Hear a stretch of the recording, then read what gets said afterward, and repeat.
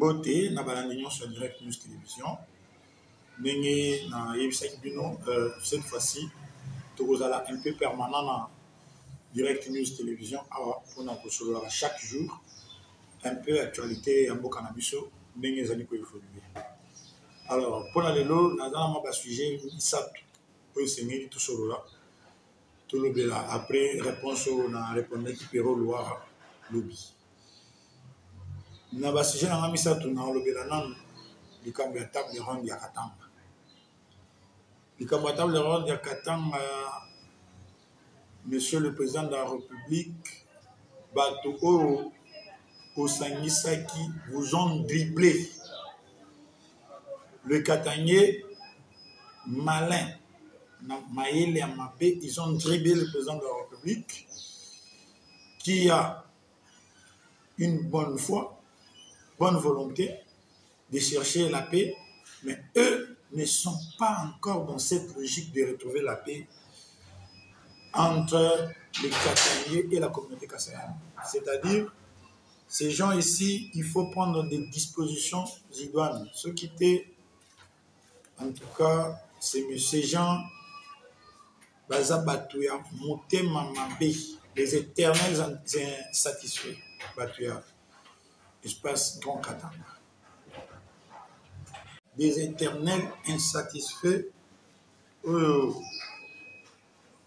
pour la bango, décision bango, nous allons parler de ça parce que le Seigneur Tolo Benamo. Yami Balé, je vais parler sur les élections des gouverneurs au Jérusalem. Il y a d'autres provinces comme le Congo central où il faut beaucoup d'attention sur cette question, parce que si on ne prend pas garde avant sur les élections à Congo central, les gens sont en train de préparer le pire. Je vais expliquer ça, donc restez jusqu'à la fin de cette vidéo pour que Hollande Makambo. Et puis, troisième sujet, je vais parler sur mobilisation des recettes. Babiloko Oefa et Sengeli. Pero Loire wana balobelaka bavanda bavandi boye mpona kolobela zokumisa quand même on non c'est depuis l'existence ya Congo ezala Congo depuis Belge babiloko boye salema ba mobilisation de recettes ya auteur oyo omona na te eza biloko oyo esengelaki vraiment des patriotes bavandi boye ils en parlent de ça, ils communiquent à ceux qui ne savent pas, ceux qui n'ont pas cette information pour expliquer bango les efforts fournis par les vrais patriotes de notre pays. Alors, comme je vous ai toujours dit, n'hésitez pas à partager le lien, n'hésitez pas à vous abonner. Ceux qui sont s'abonner déjà, c'est un appel à à s'abonner. Beaucoup m'ont ébélé, famille comme on est.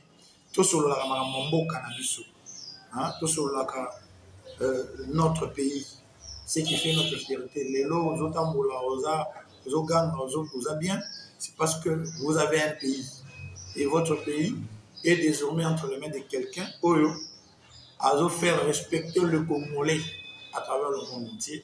Son Excellence M. Félix Antoine Tshisekedi. D'entrée de jeu, le Katangais. Tous en a 26 provinces. Pour les Katangais, le Congo a 25 provinces. Le Katanga est un autre pays. Bazoya n'a pas proposition bidon pour faire au président de la République que le président de la République doit veiller à ce que les déplacements de Kassaïen vers le Katanga, ils allaient surveiller, ils allaient contrôler. C'est-à-dire, en français facile, ils veulent simplement dire pour qu'un Kassaïen quitte son Kassai natal pour le Katanga, il doit être soumis à remplir une certaine condition. Pourquoi? Donc, je ne sais même pas comprendre pourquoi cette proposition doit venir de ces gens. Chaque jour ici, ils sont dans les avions, ils viennent à Kinshasa, ils vont partout, ils sont libres. Personne n'a même pas le temps de savoir de quelle tribu ils sont. Mais vous le voyez, eux, quand ils se réunissent, quand ils ont parlé, leur débat, c'est sur les troncs.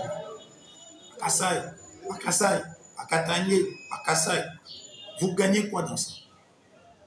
Allez jusqu'à proposer que les Kassaïens doivent être soumis à une certaine condition pour entrer au Katanga, c'est libéraliser le Katanga, le rendre un pays, parce que c'est tout ça, c'est tout ce qu'on demande à l'étranger. Les passeports qu'on demande et autre chose, c'est ça. Donc, désormais, pour entrer au Katanga, en provenance du Kassai, vous devez avoir un passeport. Et ce sont eux qui nous amènent cette proposition.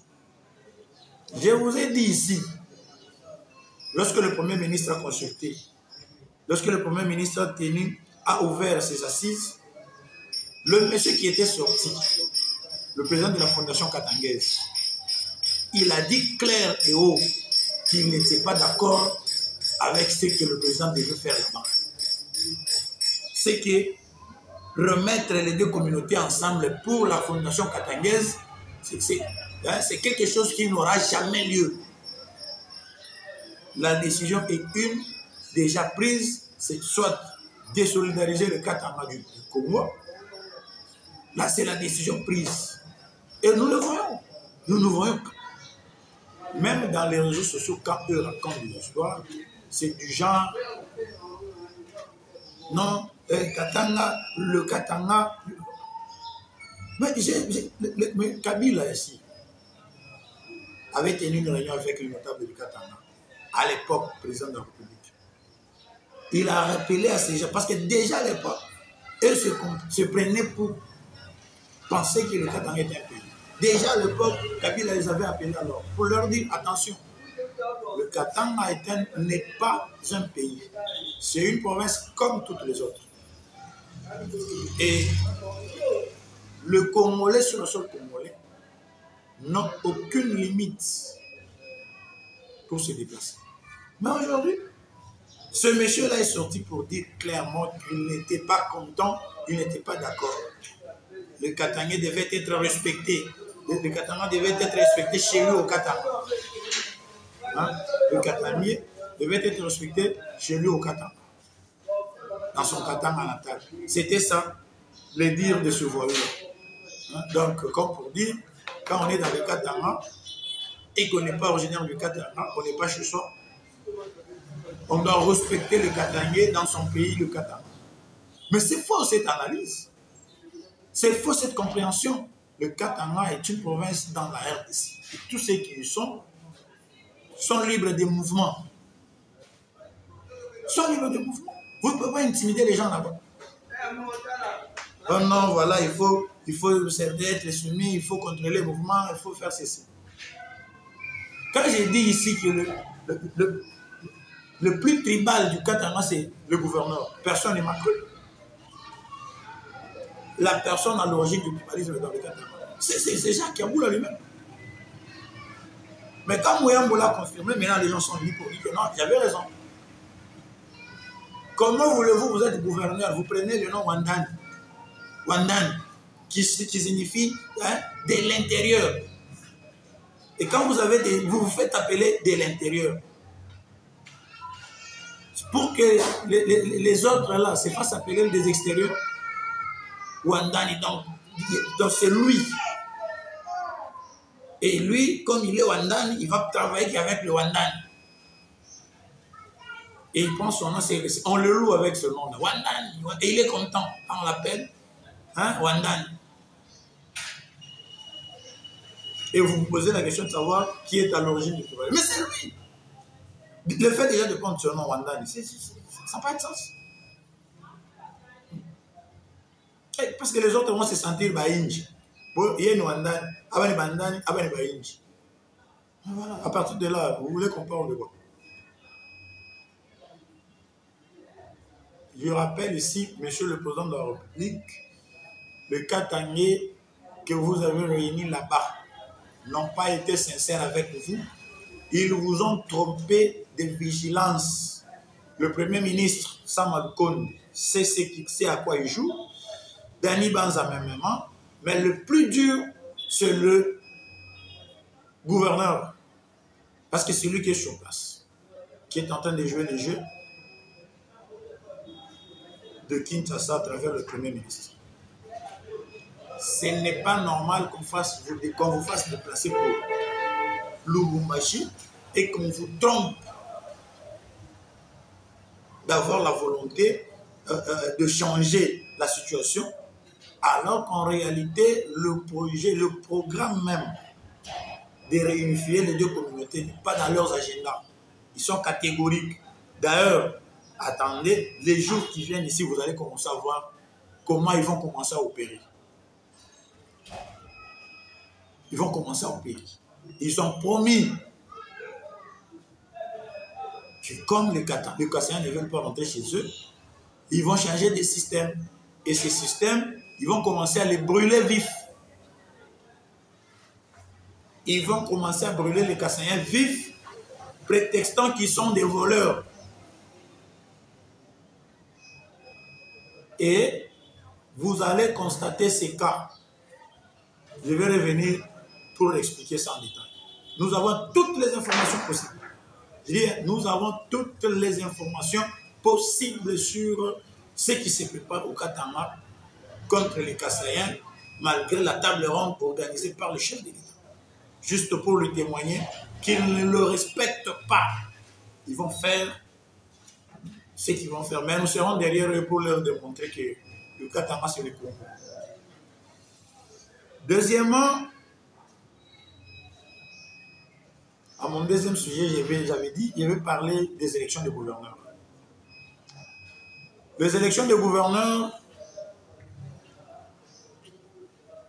qui vont se dérouler les 6, il y a 2 provinces où il faut grandement ouvrir les yeux, prendre des dispositions sécuritaires.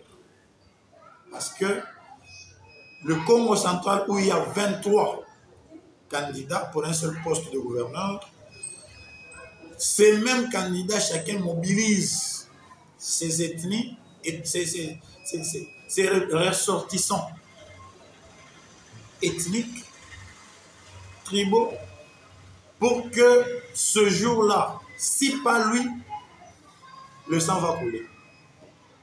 Et chacun dans son coin. Chacun dans son coin. C'est que nous n'allons pas accepter. Pour que la paix soit préservée dans le Congo central, le jour des élections, nous demandons au ministre de l'Intérieur, à Celo, de prendre les dispositions sécuritaires idoines afin d'empêcher. Et puis, si la police aura à faire quelque chose, nous demandons à ce que cette police soit plus professionnelle que jamais. Je dis bien, si la police fera quelque chose, elle doit être plus professionnelle que jamais. Parce que ce qui se prépare dans cette province, c'est vraiment une catastrophe. Une catastrophe. Le ministre de l'Intérieur est chargé de faire quelque chose. Mais d'autres fois, quand on demande, nous sommes ici dans notre pays, avec certains d'autres vice-premiers ministres et services de l'Intérieur, qui travaillaient, prenaient des décisions, jusqu'à aller faire refuser même une décision prise par la justice, et un vice-premier ministre de l'Intérieur annule la décision de la Cour constitutionnelle. Tout ça, c'était pour faire respecter le pouvoir. Or, on peut aussi le faire aujourd'hui. Donc, prenez des dispositions qui feront en sorte que les élections se déroulent en paix. Nous en avons des dispositions, nous avons des mesures que l'on peut prendre pour que la paix puisse régner dans cette partie de notre pays. Excellence Asselo, vous êtes à la manœuvre. Je vais parler maintenant de la mobilisation des recettes. la mobilisation de recettes. Parce que là, personne n'en parle parce que c'est un exploit jamais vécu, jamais organisé, qui n'a jamais eu lieu dans notre pays. C'est normal que les mauvaises langues n'aient rien à dire et n'en parlent pas. Depuis l'existence du Congo, la DGI n'a jamais fait cet exploit. Et si on veut attribuer ça à la gestion des rues de pêche, on dira oh non, voilà, oh non, voilà. C'est dans le régime IDPS. La DGI parvient à mobiliser pour un seul mois 1,5 milliard de dollars. Toutes les radios fermées. Silence radio. Les médias en ligne. Silence radio. Personne n'en parle. Mais, pour tromper l'opinion, avec des analyses bidons, avec c'est pas moi, des histoires non-sens, non fondées, là ils inondent les réseaux sociaux pour dire n'importe quoi. Mais ici où les réalisations sont visibles, les réalisations sont palpables, personne ne parle de ça. Monsieur Barnabé Mwakadi, que je salue en passant, monsieur, vous avez les remerciements de tous les Congolais sérieux. Barnabé Mwakadi, directeur général de la DGI, vous avez les remerciements de tous les Congolais à travers le monde. Vous avez fait ce qui n'a jamais été fait. C'est un exploit. Hein? C'est un exploit et la première depuis l'existence de cette institution. Barnabé Mwakadi, DG de la Direction Générale des Impôts, a félicité. C'est dans le même ordre d'idée que je profite aussi de saluer aussi les efforts menés par le directeur général de la SONAS, Jean-Lucien Ekofo, qui travaille aussi beaucoup, parce que ce sont des gens qui travaillent pour l'intérêt de notre pays. Ils sont là, ils se battent, ils disent qu'ils n'ont que la RDC, ils n'ont que ce pays pour aider à développer, afin d'être reconnus comme étant patriotes. Ils sont nombreux. Il y a Barnabé Mwakadi de la DGI, il y a Jean-Lucien Ekofo. Jean-Lucien Ekofo, que je salue aussi, qui fournit aussi beaucoup d'efforts afin de relever la SONAS, jadis par terre. La SONAS n'existait que de nom. Mais aujourd'hui, quand même, il y a beaucoup des avancées, en commençant d'abord par les travailleurs eux-mêmes. Les travailleurs eux-mêmes sont contents de sa gestion et les indemniser même. C'est comme ça que les Congolais doivent commencer à reconnaître les patriotes qui travaillent pour leurs intérêts. C'est dans ce sens-là. Donc, vous devez travailler. Aujourd'hui, tout le monde parle de Jules Nguema. C'est parce qu'il travaille pour l'intérêt du peuple congolais. Il est au four et au moulin. Même les encadrements, les mobilisations des recettes ici, c'est tout simplement parce qu'il y a l'ombre d'Alinguete dans beaucoup de services de l'État, dans beaucoup de services financiers. Voilà pourquoi les résultats sont là. Nous serons ici chaque fois pour encourager ceux qui travaillent pour l'intérêt du peuple congolais.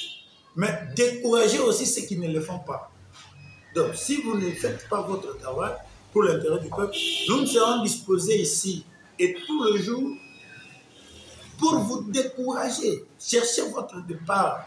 Vous ne devez pas être autour, faire croire aux gens, aux Congolais que vous travaillez pour eux, alors qu'en réalité, vous faites autre chose. Ça ne va plus passer.